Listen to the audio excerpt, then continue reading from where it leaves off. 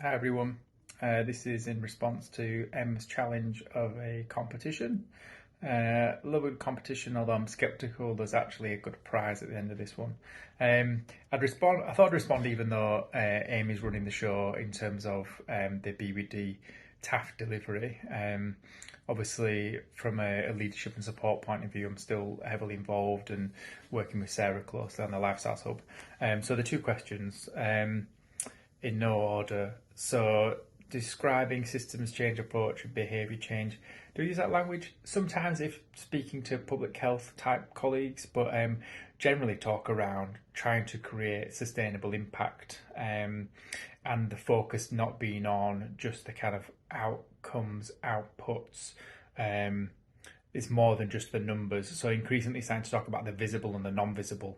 And the delivery bit is easy and is almost a given really. So that's not where our focus is at.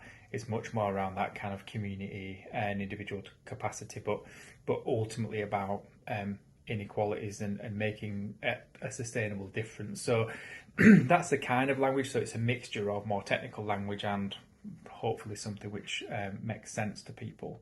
And describing, and I think that covers it. I think the other question was around describing what we do for TAF or the style of work. I think for me, it's the time and the space and the resource which is really important to try and do things differently.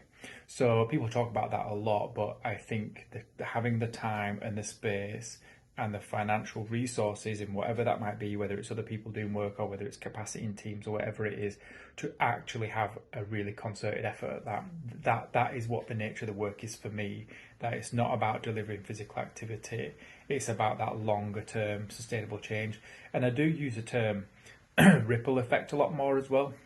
One, in measuring it in terms of ripple effect mapping, but also that's that sort of common language about that deeper, longer term sustainable change really.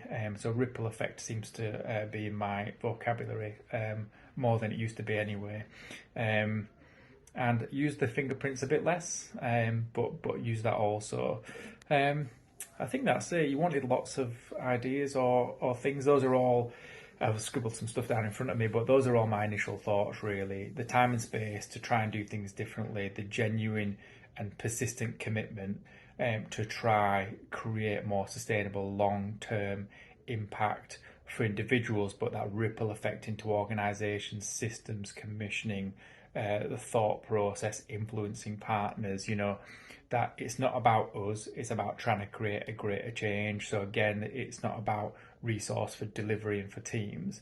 It's about using this opportunity to try and create a much bigger change beyond us really. So hope that helps, and I look forward to my prize. Hi Emily, in response to your request for how we describe our work in the local delivery pilot, I often describe the local delivery pilot in terms of working within our places on ways to change the way we do things to enable more people to be physically active or live physically active or healthy lives.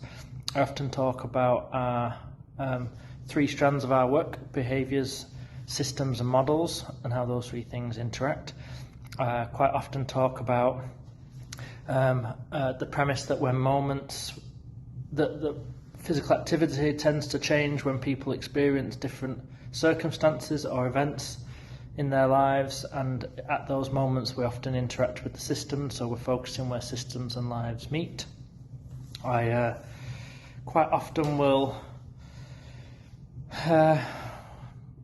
talk about my work, about influencing, about connecting, talk a lot about building connections and networks and trying to influence change by helping people to see different perspectives, consider their values and approaches and the ways in which they do things, talk a lot about currencies of change, gratitude being an important currency of change, the idea of distributing power through complementing others, and talk quite a lot about skills development and training and development and mentoring and coaching individuals within the system to behave in more effective ways that builds trust and confidence and can lead to change.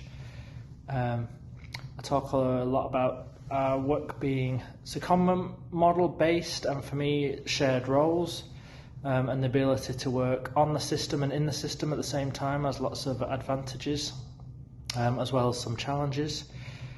You asked in your video as well about whether I share any, whether we share any stories or things. I'm struggling for those at the moment, but I'm sure that I do, and if I think of any, I will share them. Hopefully that's a little bit helpful. I hope everyone's having a good day, and see you soon.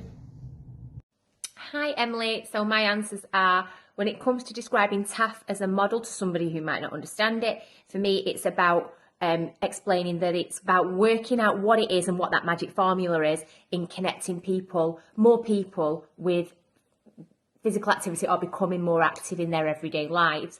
When I'm talking about the Lactive Lifestyles Hub or the Lifestyle Hub